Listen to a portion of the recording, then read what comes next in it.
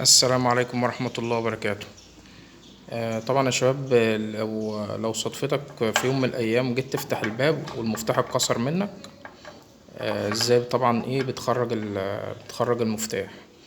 انا طبعا اول حاجة حليت القلب كده عشان يبقى سهل عليا الدنيا. في هنا مسمار، انت طبعا بتخلعه، فالمسمار ده لما بتخلعه طبعا القلب ايه بتزقه فبيطلع. انا جبت طبعا المفتاح زي ما انتوا شايفينه اهو كده. المفتاح طبعا زي ما انتوا شايفينه كده، من القلب كده. جبت مادتين كانوا عندي، قرنديد اسمه قرنديد ب10 جنيه. بتجيب القرنديد دوت من عند الموان.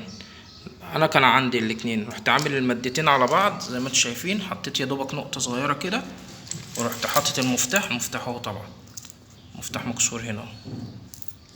رحت حاطط المفتاح كده، اللي هو ايه الحتة التانية المكسورة، رحت حطيتها كده ماشي، ورحت لاحم ده مع ده كده جوه القلب، ورحت ساحب بالطريقة دي كده، بس كده. طبعا هترجع القلب تاني زي ما كان. طبعا هتحط المسمار بتاع القلب، تربط المسمار بتاع القلب بعد ما طلعت المفتاح زي ما انتوا شايفين بالطريقة دي. لو عجبك الفيديو دوس لايك، اشترك معنا في القناة. السلام عليكم ورحمة الله وبركاته.